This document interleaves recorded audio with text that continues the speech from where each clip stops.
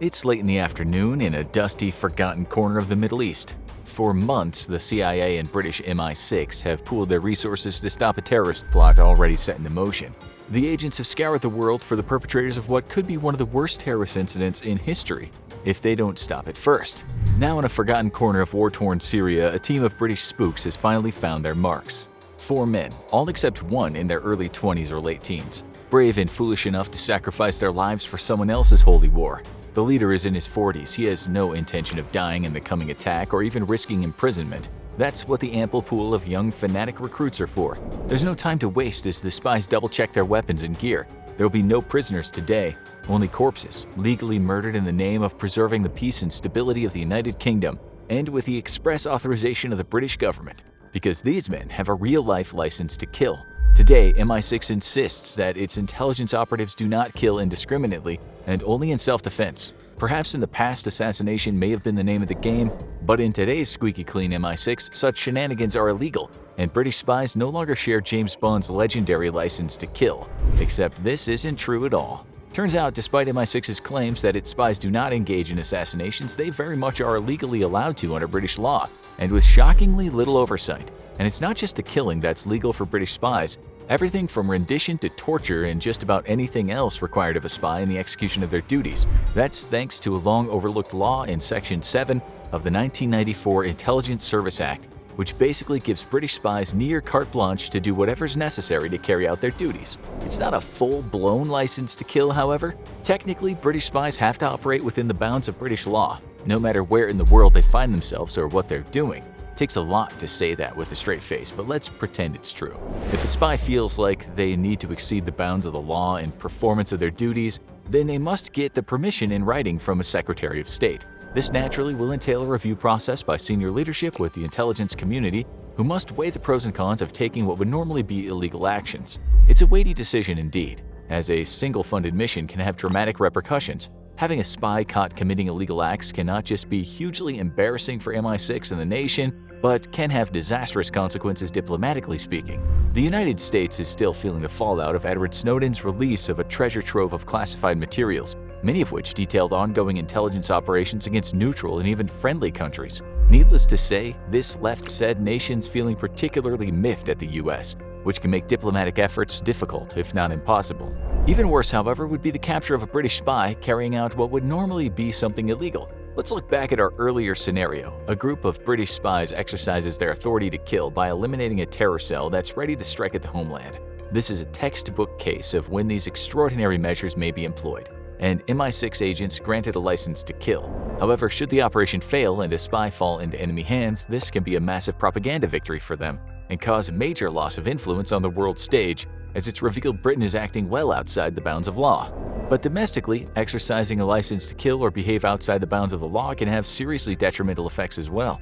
Currently, both the US and Britain are facing ongoing mistrust and protest from their populations over the campaign of abductions and illegal imprisonments carried out during the 2000s by both the CIA and MI6. MI6's loophole that allows it to operate outside of the law came to public attention in 2012 with the discovery of MI6 rendition operations inside Libya. A batch of documents discovered in abandoned Libyan government offices showed the involvement of British intelligence with Muammar Gaddafi's government.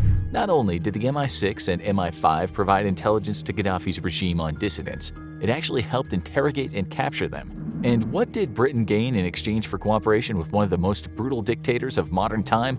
Access to oil inside of Libya. The documents reveal that in 2004, the government met with Gaddafi's government in a bid to better combat growing terrorism in the region. Days after an agreement was reached, Shell, an Anglo-Dutch oil company, signed a £550 million gas exploration deal with the government of Libya. Just 3 days after the deal, Libyan intelligence agents snatched Sami al-Saadi from Hong Kong, stuffing him, his wife, and their 4 children into a private plane headed for Libya. Saadi was part of the Libyan Islamic Fighting Group, an organization of veteran mujahideen who had fought against the Soviet Union in Afghanistan and were now dedicated to toppling Gaddafi. Fleeing his home country, Saadi had sought asylum in Britain and lived there for years. With the help of MI6, Gaddafi's regime was able to track Saadi down to Hong Kong and then illegally kidnap him and his family to bring back to Libya. Once in Libya, Saadi and his family were thrown into prison, even Saadi's young children. His wife and children were held by the Gaddafi regime for 2 months, but Saadi would endure a 6-year prison stay. Throughout his stay, he was beaten and tortured repeatedly, but perhaps most shocking of all, some of his interrogators were British agents. Upon his release, Saadi sued the British government for its role in his illegal capture, claiming he was nothing more than a gift served up to Gaddafi in exchange for an oil deal with Shell. Abdul Hakim Belhaj, another member of the Libyan Islamic Fighting Group, was also captured thanks to MI6 help, who tipped off the CIA to his location, which subsequently handed him over to Libyan intelligence officers. Astonishingly, an MI6 officer known by the name of Mark even wrote a letter to Libya's intelligence chief congratulating him on the capture of Belhaj and remarking what a wonderful relationship Libya and Britain now shared. But MI6 is not shy about doing the dirty work itself. In 1960, Patrice Lumumba became Congo's first democratically elected prime minister, only to be shot and killed barely a year later. According to David Lee, a member of the British House of Lords, Lumumba's assassination was carried out with the express consent and aid of the MI6. This shocking revelation came from legendary MI6 officer Daphne Park, who is also known as the Queen of Spies for her 4-decade career with British intelligence, a real-life M, if you will. While on her deathbed, Lord Lee claimed that Park admitted to him that the assassination was carried out under her instructions. As the Congo freed itself from Belgian colonialization, it was feared that Lumumba would cozy up to the Soviets, given the nation's resentment for Western Europeans. This would give the Russians access to the Katangese uranium deposits, as well as free access to the Congo's vast mineral and material wealth. This was an absolutely unacceptable proposition for Britain, and within a year Lumumba was dead. Many have come forward to discredit the tale, however, as most who knew Park claimed that this disclosure of information would have been against her strict professionalism. However, whether the story is true or not, Lumumba was in fact murdered with the involvement of Belgian troops, and any would-be cozying up to the Soviets was prevented. Perhaps a happy coincidence for Britain, or the story is true and MI6 helped plan and carry out the execution of an elected leader it did not like. The story would hold some water, it seems, thanks to the admission of an MI6 insider.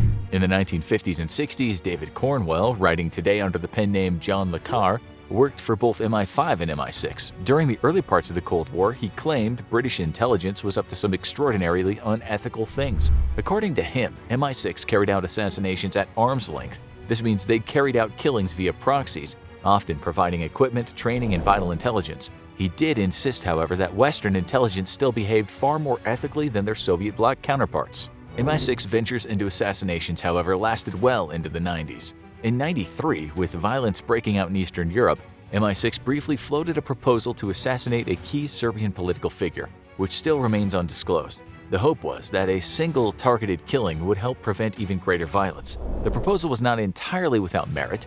At the time, Serbian forces were carrying out crimes against humanity nearly daily, and killing one or more high-ranking Serbian leaders might make direct military intervention unnecessary or at least curb its scope. In the end, though, the plan was abandoned, allegedly for being contrary to British law, though perhaps we'll never know the full reason. However, even if it's not carrying out assassinations, MI6 still operates well outside of the bounds of British law, and perhaps never so famously as when it happily assisted the American CIA in the illegal kidnapping, torture, and imprisonment of terror suspects throughout the 2000s and even into the 2010s. MI6's role in these extraordinary rendition operations would be revealed in 2016, with the head of the MI5 so disgusted by MI6's actions that she actually banned any MI6 agents from working within MI5. According to Lady Eliza Manningham Bueller, MI6's actions severely compromised Britain's ability to gather intelligence and the safety and security of MI5 officers and their informants. But how did these renditions play out? The CIA and MI6 famously pooled resources during the War on Terror to identify potential terrorist leadership, financiers, and supporters. Through extended intelligence gathering, often with the help of confidential informants and hefty bribes, suspects would be identified. According to the American CIA, these suspects were carefully vetted to make sure that they truly were threats to national security and actual members of terrorist groups. In reality, these claims can be rather spurious. In several cases, individuals with no known terror connections found themselves the target of MI6 and the CIA. Once approval had been granted, though, the target is snatched up by an extraction team or sometimes simply taken into custody by local military and law enforcement. Then, the individual is hurried into a waiting private plane which immediately sets course for one of several black sites operated by both the CIA and MI6. These sites are typically in countries that are more than happy to look the other way when it comes to human rights issues. But incredibly, some of these black sites are in the middle of perfectly civilized countries, much to the surprise of the host countries after their discovery years later. Typically, individuals are questioned for days, sometimes even weeks at a time at these black sites. What exactly went on at these sites is a matter of debate, though some information has shown that while traditional torture wasn't employed, so-called enhanced interrogation techniques were used instead. These involved putting individuals into forced stress positions, cramped boxes which might be filled with insects or human waste, and even waterboarding, all things that allegedly don't cause lasting physical harm, despite abundant evidence that they are in fact psychological torture and can cause debilitating physical conditions. While MI6 has tried to diminish its role in these extraordinary rendition operations, it's well established that they have an active role in the kidnapping and torture of alleged terror suspects, right alongside their CIA brethren. Despite reams of damning evidence, though, MI6 escaped any sort of prosecution, all thanks to that one section of the 1994 Intelligence Services Act. Allegedly, such activities are a thing of the past for MI6. But given its highly secretive nature and near immunity to the law, it's anyone's guess as to what British spies are actually doing today, or if any of it's illegal. Now, go check out CIA versus KGB. Who is better during the Cold War? Or click this other video instead.